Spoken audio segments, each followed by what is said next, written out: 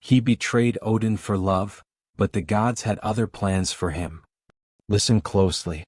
Imagine cold rain needling your skin, iron in your mouth, thunder counting the beats of your heart. The mountain is a black wall. The temple is a lung breathing smoke and prayer. Arvid stands at the gate with a battered shield, a young warrior carved by winter and oath. He was raised on stories where storms were messengers and men were measured by what they offered to the gods. Tonight he intends to be worthy, or die trying. The wind kicks ash from the braziers. The bell tolls once. Then again. Then, silence swallowed by a roar as the enemy breaks from the treeline like wolves. Blades catch the lightning. Wet leather. Heavy breath. Arvid moves without thought at first. Block, shove, strike. The old lessons bite into muscle memory. A body falls. Another. Mud drinks everything without complaint. He thinks of his father's funeral fire and the words that chained him to this path. Protect the temple. Protect the oath. Do not bend. A priest in smoke-stained wool stalks the wall, staff lifted, voice sharp enough to split the rain. Hold the line. Odin watches. Arvid believes it. He believes because belief is a fire in the dark. He believes because belief is simpler than doubt. But storms have a way of shaking even the oldest beams. A scream snaps his attention left, toward the side yard where supply carts sit half-covered by tarps. A shape, a girl, topples behind a shattered wheel. Chains glint. Guards drag her like cargo toward the hall. She's small but unbroken, eyes pale as sea glass, clothes soaked with blood not entirely her own. The enemy branded her right forearm with a rune Arvid doesn't recognize. He shouldn't care. She is a prisoner from the rival clan, a healer they say, one whose touch warms like summer. Sorcery. Blasphemy. Useful then dangerous. That is what men whisper when courage runs thin. Arvid cuts through two attackers to reach the carts. Steel rings. Splinters fly. He plants his boots and rips aside the tarp. She looks up at him and the storm falls away for 1 second. Just one. Not magic. Not fate. A human look, bright with pain and stubborn life. Please, she manages, voice rough. Mercy. Simple word. Full weight. He hears the priest behind him, feet pounding, breath like a bellows. Warrior. Do not touch her. The staff taps the mud. Authority humming under the thunder.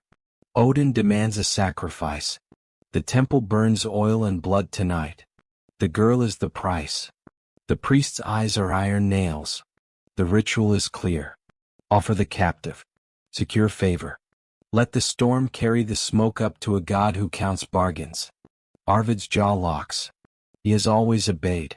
He has always been safe inside obedience. Yet the girl, no, the woman, does not beg again. She bites down on pain and meets him steady as if measuring him.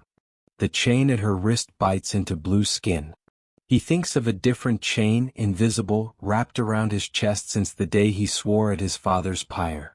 A thought he has never allowed steps forward. What if faith without mercy is just fear in armor?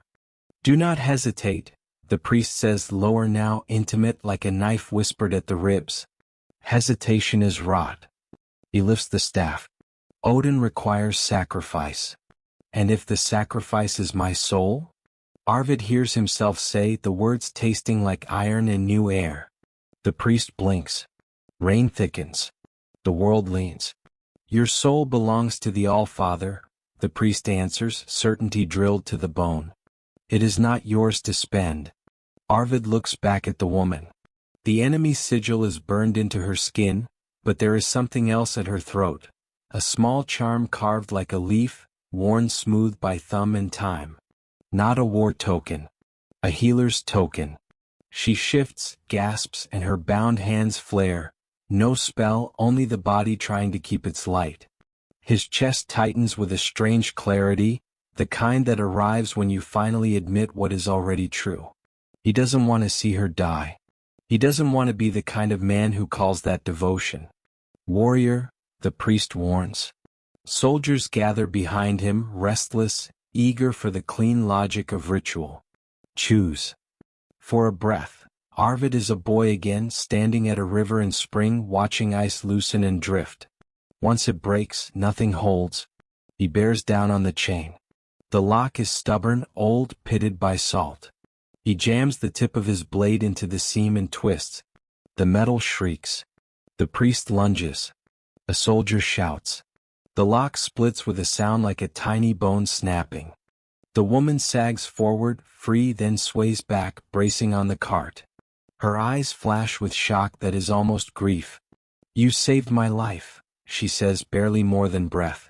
"No," Arvid answers, surprised by his own voice, softer than the storm. "You saved me from who I was becoming." The staff cracks his shoulder. Pain lights him white. The priest howls for guards. Arvid shoves the woman toward the shadow of the carts. "Run," he says, then corrects himself because something in the way she stands refuses that word. "Live." 3 men rush him. He takes 2 and bleeds for it. The third hesitates, young, uncertain, and Arvid uses that kindness ruthlessly, slamming him into the mud. "Blasphemer," the priest spits, splattered and furious. "You break the pact." A raven wheels overhead, so close Arvid feels the wind off its wings. It lands on the beam above the temple door and watches, head tilted, eyes like coins from an old debt. Arvid lifts his chin and meets the bird's gaze as if speaking to the one who sent it. "If you watch," he says in his head, "then see all of me."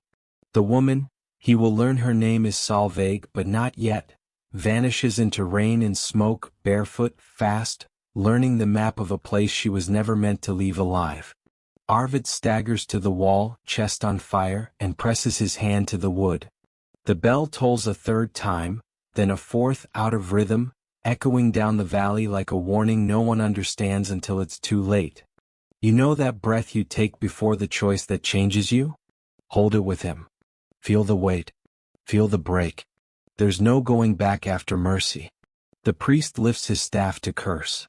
Lightning walks the ridge, deliberate like a god drawing a line. The storm answers for the world, for Arvid, for the temple, for the raven, for the girl whose name the rain is trying to erase. The gate slams. The sky opens. That night, he betrayed Odin, and the thunder did not forgive. Listen, step inside the quiet after the storm. The village smells of wet earth and pine pitch, roofs dripping like clocks. Arvid leads her along the back path no one uses anymore, where ferns lean over a creek and the stones remember his small feet from years ago. The cabin stands at the tree line, his father's place, a square of dark wood with a stubborn door. He hasn't slept here since the funeral. He hasn't said the prayers carved into the lintel in months. He still knows them by heart. He shoulders the door open. Dust answers first. Then memory. A table. A hearth. The iron hook where his father hung his coat. He sets the woman on the stool by the fire ring and feeds a spark into the coals until a shy flame licks the bark. Only then does he look at her long enough to realize what he has done. He broke an oath. He invited a stranger into the last room where his father's voice still lives. The thought stings. He doesn't push it away. He lets it teach him. "Your name," he says. "Solveig." It lands soft like a leaf touching water. She glances at the wound at her side as if it belongs to someone else. "If you regret this, say it now." Regret. The word tests the room. "I don't," he answers, surprised that the truth is light. He finds a strip of linen, a bone needle, a crock of honey, old remedies pulled from the low shelf like tools from a past life. When he reaches for her side, she flinches, and then breathes through it. He cleans, stitches, bandages. His hands are steady until they are not. She puts her palm over his wrist and heat blooms through his skin. Not fever. Not fire. Something that hums. Gentle. Certain. The pain in her face loosens. Her fingers glow. Not a trick of the hearth. A small, private dawn that starts at her pulse and moves outward. Arvid rocks back as if he's been struck. She draws breath and closes her eyes. The light fades but not all the way. The air feels different, like winter lifting. What was that? He whispers. Not witchcraft, she says quickly, reading the fear he won't admit. I was a healer before the clans forgot what healing is. She meets his gaze. And I was hunted for it. Outside, voices travel like knives wrapped in rags. The village is already working on its story. A captive gone, a warrior seen near the cart yard, a priest furious enough to swallow his own tongue. Rumor grows legs. By dusk it will have teeth. Arvid bars the door and listens to the wind. They'll say I stole you. They'll say worse. They will, Solveig agrees, almost tenderly, as if naming pain steals a little of its power. Lies run faster than truth. But truth endures. He makes broth. She eats and coughs and thanks him with her eyes. The cabin warms. The fire prints stars on the ceiling beams. For the first time in months, Arvid hears the room as it is. Crackle, breath, rain softening to mist. He talks like a man testing ice. She answers like someone who has learned to keep words close to the chest and release them only when they matter. Morning comes thin and gray. Arvid slips into the village to gather salves, bread, a clean shift, the knife his father carved.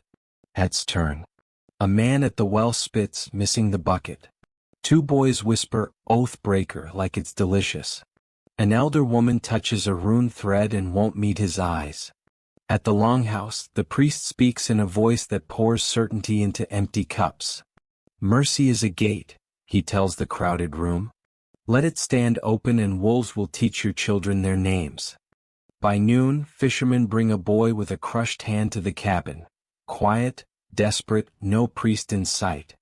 Please, the boy's aunt says, smuggling courage past her teeth. We heard about her. Arvid looks to Solveig. Solveig nods. She unwinds the bandage, studies the wound, closes her eyes. When she lays her hands over the broken place, warmth rises again, deeper now, threaded with something that feels like memory. The boy sobs once, then stares, amazed as his fingers uncurl a fraction. Not a miracle that erases all pain. A miracle that tells the body what wholeness might feel like again. By nightfall, 3 more come. A man with a fever that drinks him dry. A girl whose ankle ballooned to the size of an apple. An old hunter with a cough that steals stories. Solveig touches each with attention that feels like prayer. The room changes. The air tastes like pine after rain.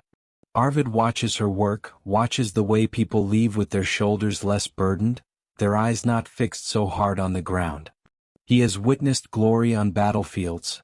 This is not that. This is quieter, braver. News travels backward too. The elders gather beneath the eaves of the hall, faces grave, fingers counting omens.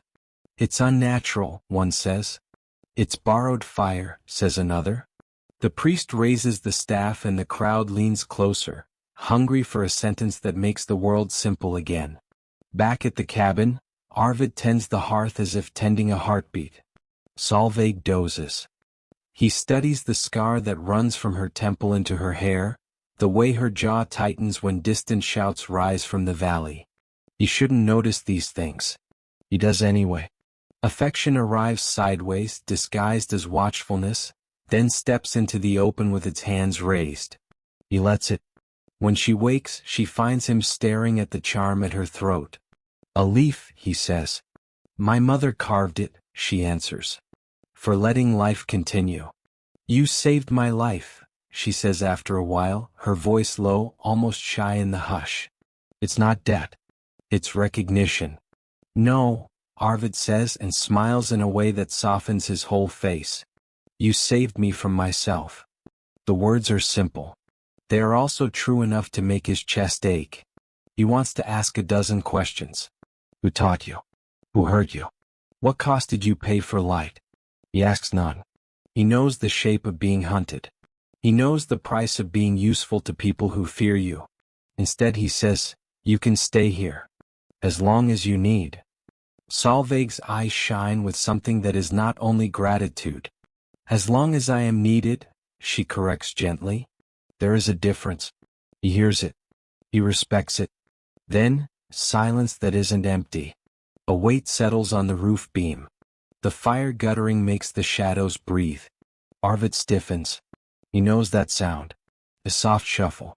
A faint, deliberate tap of claw on wood.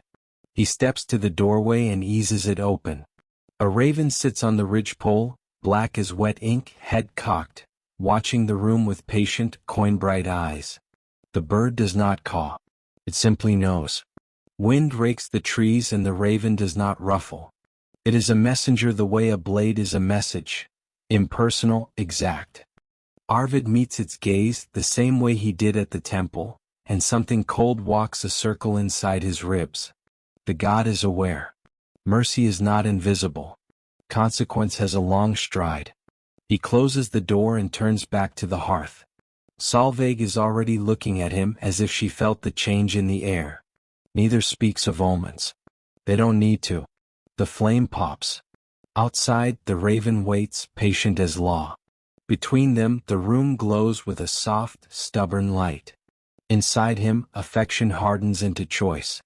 And far above the trees, a storm begins to remember their names. You know that hour when sleep turns thin and the world leaks through? That's where Arvid lives now, on the knife edge between breath and thunder. In the dream, the forest stands in ranks like soldiers carved from shadow. Mist coils low, tasting of iron and pine. Footsteps measured. A figure moves through the fog with the patience of old mountains. The one-eyed gaze is a wound that never heals. The raven shadow ripples at his shoulders. Warrior, the voice says, not loud and not kind, simply inevitable.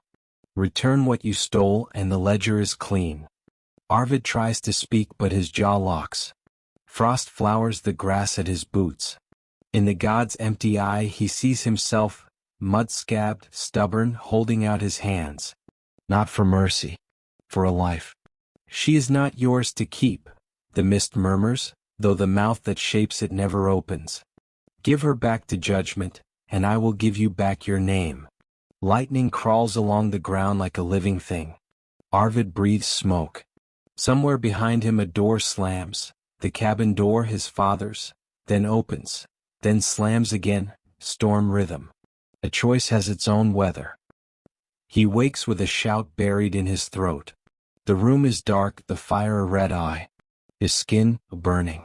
He rips the blanket away. Runes blaze across his chest and arms, as if pressed there by hot iron in sleep. Jagged lines. Old words. Not ink, light. They dim as he watches, leaving the stink of singed hair and a raw ache under every mark. His breath rasps. Solveig lurches up from the pallet, hair wild, eyes wide. Arvid. It's nothing, he lies, and the lie dissolves between them like fog in sun. He can't hide the welts, the pattern of warning. She reaches, stops, reaches again. Her palm hovers a finger's breadth above a rune that slices across his sternum. Heat thrums, that soft dawn light he's begun to crave. The pain eases but does not vanish. What do they say? She whispers. He swallows. Obedience. Death. Silence. He has read these shapes since before he could count pelts. To see them burned into his own skin, the god is through watching. The day outside is clear, which feels like mockery. Children laugh. A dog barks at a stump and wins. At the well, a rumor sharpens itself on familiar tongues. The priest has been seen carving new wards. The elders leave offerings of salt on their thresholds. By noon the story has teeth. The oath-breaker houses a witch. By dusk it has claws. She bends men with her hands. By dark it grows wings. The raven sits on their roof because it belongs to her. They work anyway. A farmer's wife arrives with a baby gasping sweet milk through a fever. Solveig hums and the child quiets. An old boatman stumbles in weeping salt. His fingers, locked by years of oars, loosen under her touch. Arvid splits wood, carries water, watches the way light pools in Solveig's palms, not like fire but like memory returning home. He hears the god in the spaces between knocks at the door. Return what you stole. Return. When the house empties and the day thins, Solveig sits on the step, the ravine running blue beneath the pines. She turns the leaf charm between thumb and forefinger. I should have told you earlier, she says, and her voice bears a weight that tells him this isn't about fever or rumors. Tell me now, he says. I won't run. A smile ghosts her mouth, brave and tired. My mother was a midwife. My father was a priest. She says the last word like removing a splinter. He taught me herbs, bones, the ways a body chooses life if you help it remember. He also taught me something he never should have touched, how to call the edge of the power the gods guard. Not to steal it, he would say, only to borrow a coal from their fire for what was holy.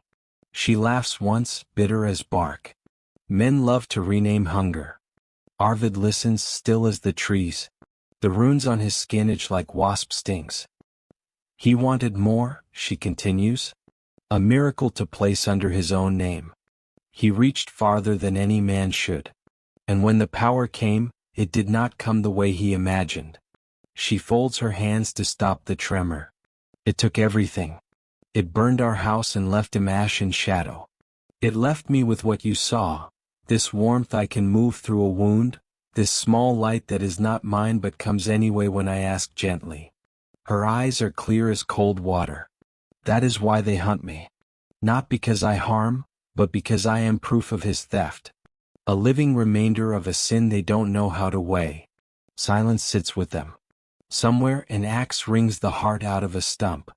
Arvid takes the leaf from her and sets it back against her throat, careful, reverent. They will call our kindness blasphemy, he says, and hears the truth harden. What we are doing here, she begins, will not be forgiven, he finishes. He tries the shape of a future in which he chooses otherwise. It turns to smoke in his mouth. She looks at his hands, at the scars the sword has written. You can still turn me in, she says, not as a challenge, not as a test, but as a mercy offered clean. They will give your name back. They will say the runes were a warning you heeded. You could be safe. He doesn't speak for a long moment. He thinks of the god in fog, of the ledger, of being clean.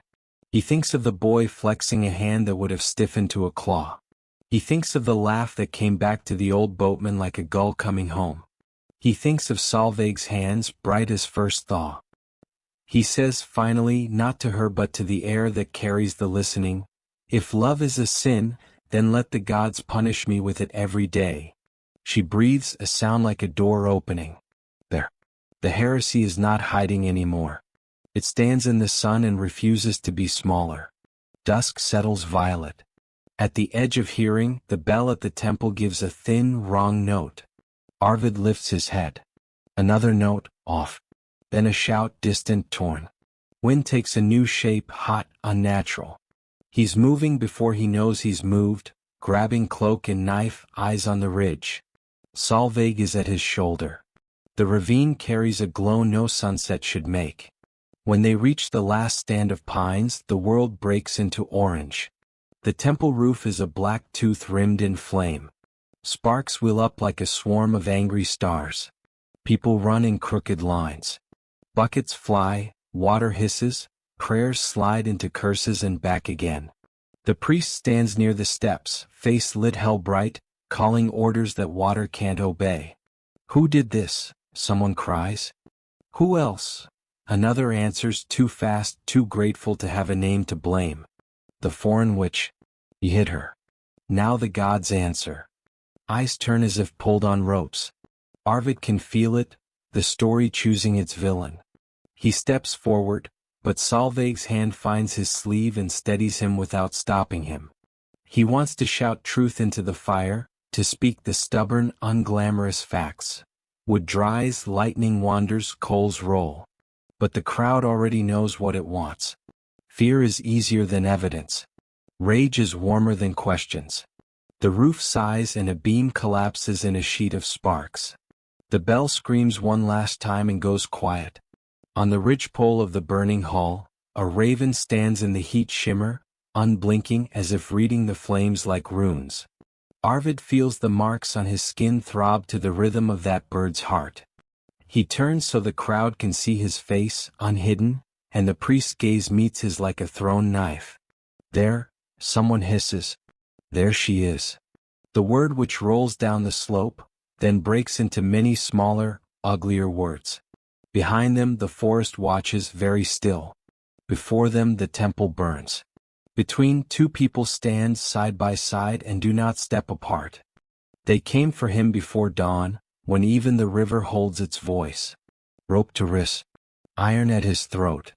The village watched from doorways like eyes behind bark. No one spoke his name. Names are gifts, traitors are denied gifts. They marched him past the black tooth of the temple, charred, smoking, the bell a cracked tongue. The priest walked ahead with a staff that tapped judgment into the earth. Clouds gathered low as if listening.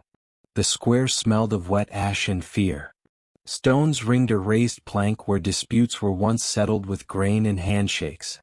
Today the priest's cloak, wolf fur, singed, dragged like a storm behind him.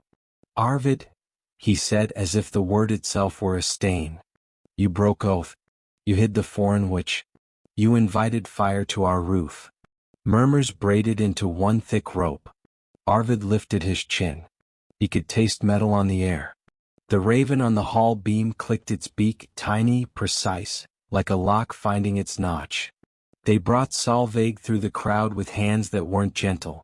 She did not struggle. She kept her eyes on him as if every step were a promise. When she reached the plank, the priest thrust his staff between them, a bar laid across a door. You will answer, he told Arvid. Before your kin, before your God, before the wind that carries vows. I will, Arvid said. His voice was raw but steady. Rain pricked the back of his neck like needles. The priest turned, letting the audience drink his certainty. Oathbreaker, hear me. Renounce her. Name her what she is. Call down the curse and step away from this blasphemy. Swear anew to Odin and I will petition for mercy. The runes on your skin will be read as warning, not sentence. You may, if the god wills, keep your life. The words had the taste of a bargain made often and offered late. Arvid looked at Solveig. She shook her head once. Then, suddenly, her eyes flooded. Do it, she said, voice breaking in a place he had never heard. Please. Live. Tears made her look young and fierce at the same time. Give them what they want. Forget me if you must. Just, live. She took a breath that sounded like winter leaving a doorframe. I will find my way. The crowd leaned forward as one, greedy for the easy ending where the world turns back into the old shapes. Arvid closed his eyes. He saw steaming forges. The river thawing. His father's hand on his shoulder the day of the oath. The god in fog saying ledger. He saw a boy flexing new fingers, an old boatman laughing, a leaf charm warmed by a healer's pulse. He opened his eyes and let the choice stand up inside him, taller than fear. I will not renounce her. The square went still the way a beast goes still before it pounces. The priest lifted the staff, mouth a hard line. Be plain. So Arvid was. I would rather be forgotten by the gods than love her in silence before them. The sentence hung in the air like a struck bell. Somewhere a child gasped and was shushed by a hand that trembled. Solveig shook her head again, tears burning clean tracks. Arvid. He smiled like a man looking at the one patch of sky that is still true. You asked me to live, he said, quiet enough that only she could hear. This is living. The priest's face emptied of everything but function. He turned to the people, to the mountain, to the watching bird. Then the trial is finished. He stamped the staff once and the sound cracked across the square. By oath and by ash, by smoke and by silence, Arvid is condemned to the ritual of the sacred tree. He will hang between earth and sky until his breath pleases the god he betrayed. His body is an offering. His name, unspoken. A hum rose, fear, hunger, relief, all the colors of a crowd needing the story to end in a way that explains their own trembling. Men stepped forward with ropes. Women looked at their feet and said prayers with their mouths closed. The raven tilted its head, jeweler's work of an eye unreadable. They bound his hands tighter. They drove him up the slope where the tree waits, older than the first roof, older than the first bargain. Its roots drink secrets. Its branches have held more than fruit. He walked without stumbling. Solveig walked beside him until the priest's staff barred her again. "No farther," the priest said. She swallowed her plea and let it become breath. At the crest, the tree spread its black arms into a sky that had forgotten how to be blue. The wind picked up, then dropped, then curled back like a fist. The first low growl of thunder crawled along the horizon. The rope brushed Arvid's cheek. He looked at the bark, at old grooves, at the carved notches that were names turned into scratches. He thought of the river again. He thought of the small forever of a warm hand closing around his. "Any last words?" the priest asked, because ritual is a machine with gears and each gear must turn. Arvid looked down the hill. Solveig's face was lifted, every line an open wound and a vow. He didn't raise his voice. He didn't need to. "If mercy is blasphemy," he said, "let my breath teach you a different prayer." They set the rope. They kicked the stool. The world snapped. The tree took his weight. The crowd inhaled as one body. And far off, the mountain rolled its shoulders. Light crawled the belly of the cloud. The wind turned cold and certain. A storm began to build, cell by cell, like a sentence the sky was preparing to speak. Hold your breath. Hear the rope creak, the bark grind, the crowd hold that cruel, shared silence. The storm tightens like a fist. Then the sky speaks in a single, merciless sentence. White fire slams the sacred tree. Sound disappears. For a heartbeat there is only light. The rope snaps. The altar catches. Resin explodes in petals of flame. People stumble backward, blinded, hands to faces. Someone screams a prayer to no one at all. Heat climbs the hillside. Sparks wheel. The priest drops his staff and shields his eyes. "Back. Back," he orders, but fear has no ears now. Villagers scatter like chaff, skirts and cloaks whipped by a wind that smells of copper and gods. The raven on the ridgepole lifts into the boiling air and becomes a black stroke against the torn sky. When the rain finally falls, it falls hard, like forgiveness that arrives late and bruises. The fire hisses into steam. Smoke threads the pines, wet and bitter. When they dare return, the altar is achar. The tree is split down its old heart, sap bleeding like amber tears. There should be a body. There is none. Rope ends swing dumbly. The ground holds no prints. The priest finds his staff in the ash and clutches it like a man clutching certainty by the throat. "The god has taken his offering," he says. But his voice wavers. Even he can hear how the words don't fit the scene they try to cover. Days pass strange. The village moves like a house after an argument, quiet, careful, pretending. Rumor multiplies in the dark. Some say lightning burned Arvid to clean air. Others say ravens lifted him piece by piece at the god's command. A few, the ones who can't sleep, whisper the worst story: the tree gave him back. Change. Solveig searches the woods alone. She counts distance by the ache in her calves, by the taste of moss, by the way the creek's voice grows thin, then strong, then thin again. She speaks to him under her breath, as if he could overhear her worry and come out from behind a fir. Live. Live even if they won't let you. At night she curls in the doorway of the old cabin, palms open to catch dreams in case they're messages. On the fourth dawn, the forest breathes different. Birds do not scold.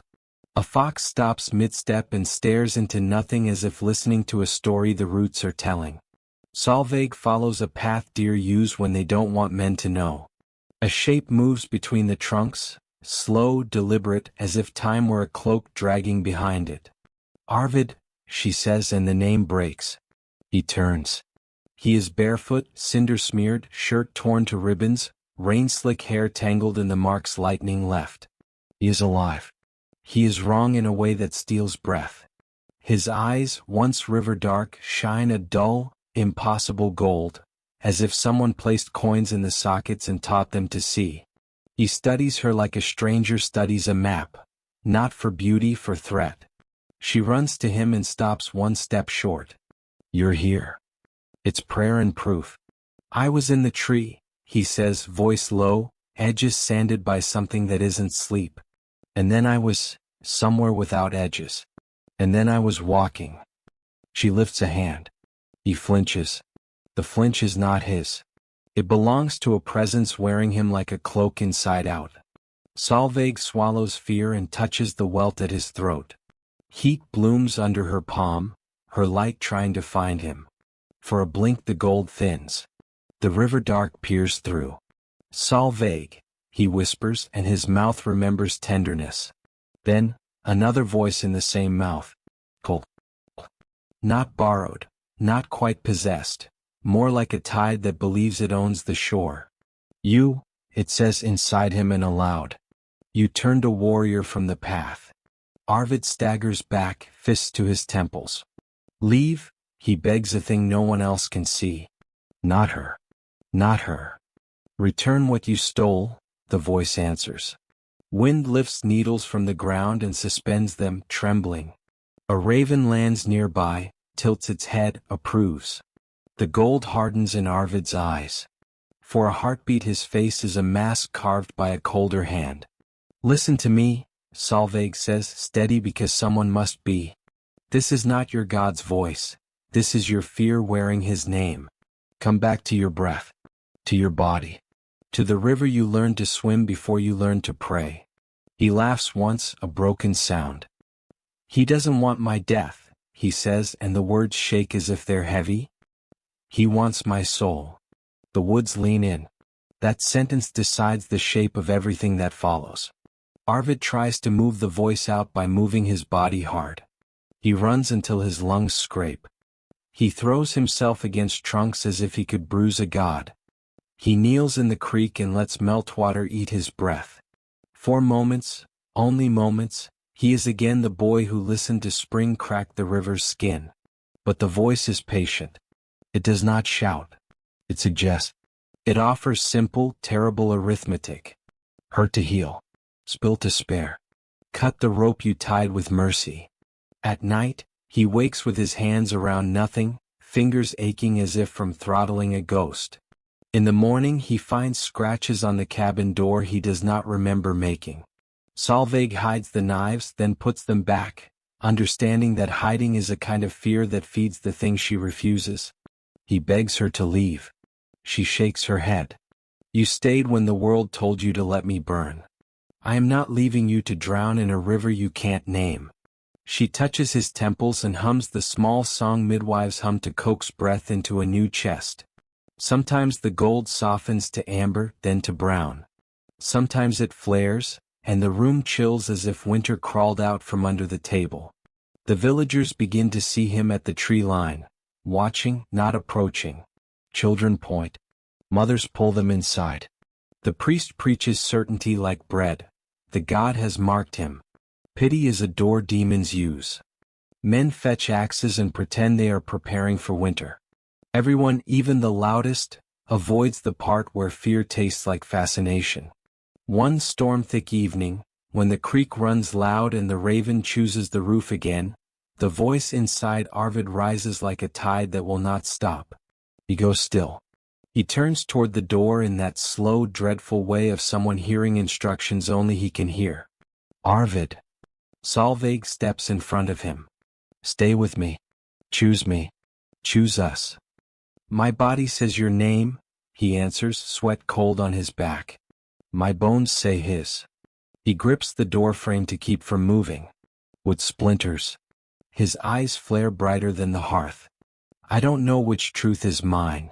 You do, she says, and sets both hands over his heart, pressing until her warmth meets whatever burns there. It's the one that costs you and leaves the world kinder. For a breath, everything pauses. Even the rain chooses listening over falling. You can feel the scale tip, one grain at a time.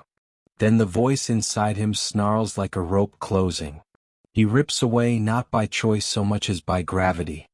He stumbles into the yard, drops to his knees, and claws at the earth as if he could bury the god in him.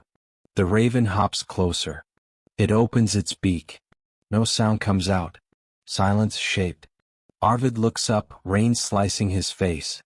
If you want blood, he says to the sky, to the old power that learned his name at the tree, take mine and leave her. Lightning licks the far ridge, answering without comfort. He sways. He rises. He backs toward the path that leads to the high altar that survived the fire like a tooth in a burned jaw. Stay, Solveig says, and her voice cracks because love breaks where it is strongest. Please. He turns.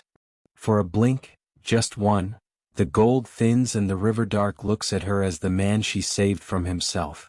I will fight, he says. Even if I'm the battlefield. Then he disappears between the pines, the raven following, the storm remembering how to become a weapon. There's a new weather now. Not the village kind with rain that comes and goes. This one is intimate. It lives in the space between two hands that want to meet. The first time Arvid touches Solveig's wrist to steady her on the creek stones, daylight thins as if pinched shut. The second time, his palm on her cheek to check for fever, the clouds roll in from nowhere, heavy, bruised, hungry. By the third touch, thunder stalks the ridgeline like a sentry who knows your name. They learn the pattern the hard way. A brush of fingers, wind rises. An embrace, crows lift as one. A kiss, shadows collect under the pines at noon. It is not superstition. It is law. The curse is no longer only inside Arvid. It is written in the sky where anyone can read it. He keeps his distance. He turns himself into edges. The clean angle of a log split, the straight line of a path cleared, the thin shadow on the far side of the room where he can watch her breathe without lighting a storm. His eyes are less gold on good days, molten on bad ones. When he sleeps, the god's voice paces, counting, waiting. When he wakes, mercy fights for room in the same body as fury. Some mornings mercy wins. Some nights it doesn't. Solveig watches him disappear by inches and understands the math the curse demands. Neither of them says it. The truth isn't a surprise, it's an arrival you can hear on the road for miles before it knocks. She tries everything first. Salt at the door. Warmth in his temples. Prayers that aren't to gods but to the quiet between heartbeats, where life sometimes answers. The sky nods and darkens anyway. Each touch costs the valley whether it cannot afford. Cattle refuse pasture. Children wake screaming at noon with their hands over their ears. A boat capsizes on the lake under a sky that looked harmless 2 breaths before. One evening, the sky refuses even the courtesy of blue. The day is a bruise that won't fade. Solveig sits beside the hearth, leaf charm warm under her collarbone, and tells the room the truth she has not yet let out loud. Arvid, she says, careful and tender, like putting a baby down without waking it. If I go to the altar, if I offer myself, maybe the god will release you. He shakes his head so hard it looks like a blow. No. She holds his gaze. Everything we touch turns storm. Love is supposed to honey the world, not drown it. He comes to her, stops a breath away. The room tightens. The flames lean, warning. He cannot bear not touching her. He cannot bear the cost of touching her. His hands are fists without enemies. Without you, he says, voice breaking in the place where boys become men, not even the gods will have power over me. He means, I will be a blade without a hilt. He means, I will burn the altar down with my name still inside it. She wants to argue. She wants to accept. Both wants bruise her mouth. We were never given easy choices, she says. Only true ones. They spend one last day pretending. Brett. A story about a fisherman who married the sea and learned to breathe under it. A quiet laugh at the wrong moment. Even the smoke seems to listen, memorizing them. At dusk she braids her hair with twine the way her mother did on midwinter nights. She puts on the clean dress Arvid mended with clumsy devotion. She sets the room in order like someone who respects leaving. The aurora comes earlier than it should, green silk unrolling over black. Cold bites sweet. The creek sings high. Pine needles shine with a frost that isn't frost but starlight deciding to stay a while. Solveig steps into that strange light and the forest makes a path the way it does for those who know how to ask politely. Arvid follows because his legs know only one road now, wherever she is. They climb toward the high altar, stone older than the first story, older than men naming stories. Snow remembers children here. Blood remembers wolves. Tonight, the wind moves with the hush of a long hall before a verdict. Somewhere far above, a raven draws a line through the aurora and the sky heals around it. At the altar, Solveig turns and cups his face without touching him. The aurora paints her eyes a color no language owns. Listen, she says. Not to gods. To me. The wind slips between words like a witness. Love isn't a fire you hold alone. It's what we make between us and give away until it warms more than two. If my leaving returns the world to whether it can survive, then my leaving is also love. No, a child's no. A soldier's no. A man's no to a god he is not willing to serve with her life. Take me instead. You already tried, she whispers, smiling in the way people smile when they forgive everything and it hurts. He wants what you won't give, the part of you that chooses me. She steps back onto the stone, bare feet sure. The aurora pulses once, twice as if catching breath. She lifts her hands, not in surrender, never in surrender, but in offering. If there is a ledger, she says to the cold, old power, count this as balance. The wind changes. It isn't cruel, it is unbearable anyway. It carries a thin, low sound across the ridge. If you didn't know better, you'd say it was weeping. Arvid hears it and hates that part of him hears comfort in it, like a child hearing his name said right for the first time. He can't let her stand alone on that stone. He steps forward. The sky dims so fast stars blink out mid-twinkle. The aurora folds like a wounded wing. Stay, she breathes, which means, don't make this harder, which means, trust me enough to let me go. He stops at the edge where his shadow can reach her but his heat cannot. Will it hurt? He asks and despises himself for the smallness of the question. Yes, she says, because they have never lied to each other. But not for long.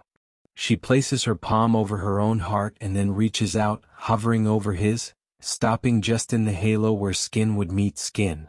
The wind leans in. The sky brightens to a tender, impossible green. Go on, she tells him, eyes steady. Say the words that set me down.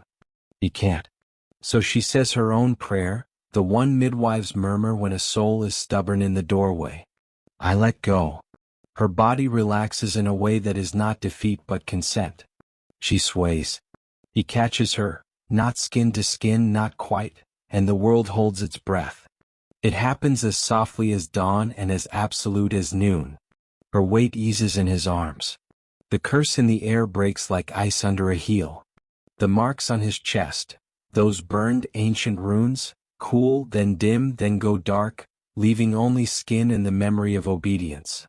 He feels something leave him that he did not know how to name because it had been there so long he mistook it for himself. He lowers her to the stone like a secret you keep by being gentle. Her face is the same and completely different. Peace is a sculptor that works fast. He presses his forehead to hers without touching, a breath width of sky between them. I love you, he says, and the aurora writes it down in light. When he lifts his head, the sky has cleared to crystal. Cold stars, honest as nails. Two ravens sit on the altar's far edge, black on black, eyes like wet coins. They do not croak. They do not fly. They witness. He understands. The offering was counted. The ledger closed with her name and his tears. The valley below breathes easier. The wind loosens its grip. Somewhere water remembers its own song. Arvid gathers Solveig in his arms and the light paints them both the color of forgiveness and loss. Far off, thunder rolls once, a last word spoken gently. The ravens lift together, twin strokes across a mended sky, and the night learns how to be quiet again. Years pass and the mountain keeps its own calendar, rings in a pine, meltwater in spring, ravens counting dawns with black wing beats. The village rebuilds the hall in sober wood. The sacred tree scars over. Two trunks where one once stood, a seam of lightning frozen into grain. Children run their fingers along the silvered split and dare each other to listen for a heartbeat. Some swear they hear too. They tell the story differently depending on who's doing the telling. The priest, older now, voice sanded by the smoke he once called holy, says it with fewer certainties and more pauses. A warrior loved against the law of men, he admits to a room that no longer fits the old iron words. And mercy changed him more than thunder did. The fishers by the lake say the storms have been kinder since a winter when green light stitched the sky and never quite let go. The midwife swears that babies born in the valley open their eyes calm, as if they recognize this world and choose it. And then there are the nights when the sky remembers how to be wild. You can feel it prickling along your arms before it begins. The hush, the pressure, the first far-off roll of a voice too large to belong to any throat. On those nights, if you climb the ridge and stand where the altar's shadow cuts the snow, you might hear him. Not a shout. Not even a name. A man's breath breaking clean in the cold, a sound caught between prayer and apology. You might also hear a song the wind borrows from another mouth, soft, familiar, a melody used to coax light back into bodies that had almost forgotten it. A man crying on the mountaintop. A woman singing in the wind. The living swear it. The dead would nod. Some say Arvid walked north until the sea deepened into night and learned how silence can be a friend you carry. Others claim he slipped into the forest the way rain slips into soil and grew into every tree that offers shade on hard days. Once, only once, a shepherd boy found a leaf charm at the foot of the tree, warm as a palm, though the morning burned with frost. He brought it to the priest, and the old man, who had held a staff like a sword for too many years, closed the boy's fingers around the charm and said, "Keep it. It belongs to hands that choose life." The boy did. He grew. He used those hands well. As for Solveig, there's no grave you can lay flowers on. The mountain keeps her the way a river keeps light, by moving it forward. Women hum her name when the fever breaks before dawn. Men remember her when they bend instead of break. And sometimes, when a wound that should have stolen a life closes like a forgiving mouth, the healed person will tell you they felt a warmth that didn't come from hearth or sun. If you were cruel, you'd call it superstition. If you have ever been saved, you'll know better. There's a piece of the tale that changes every time it's told because it must, the part where the god decides. Some insist Odin forgave the warrior in spite of everything. Some say the god did not forgive so much as fall silent, and in that silence men learn to hear each other. A few, those who speak softly because they've been wrong and lived, suggest the truth sits somewhere in between, that the divine is less a hammer than a listening, and that the ledger the god kept was balanced not by thunder but by a woman choosing the hardest kindness. On clear nights, the aurora sometimes returns, thin as a scarf, green stitched with white, mending sky to sky. The valley watches without fear. Children tug sleeves. Tell the story, they ask. And it is told again because some stories are bridges, and you cross them as often as you need to remember where you're going. If you stand under that light and close your eyes, you can feel the choice still humming in the wood and stone. A man who refused to return what he was told he'd stolen because he knew it was never theft, it was love. You can feel the stubborn, beautiful arithmetic of mercy adding itself up in secret until it changes the sum of a life. And if you listen closely, past the wind, past your own heartbeat, past the clever reasons you've practiced for why kindness is dangerous, you may hear the line that carried him farther than any oath ever did. If love is a sin, then let the gods punish me with it every day. Some loves are born to defy fate. And when even the gods fall silent, love becomes eternal. Before you go, let this be more than a legend you passively collect. Ask yourself where you've chosen fear over mercy, law over tenderness, obedience over truth. Tell me in the comments, when did you break a rule to save someone, and what did it cost and what did it give back? If this story found a nerve you didn't know was still alive, share it with someone who might need a light on their own mountain. And when the next storm rolls over your life, remember, There are songs in the wind, and some of them are meant for you.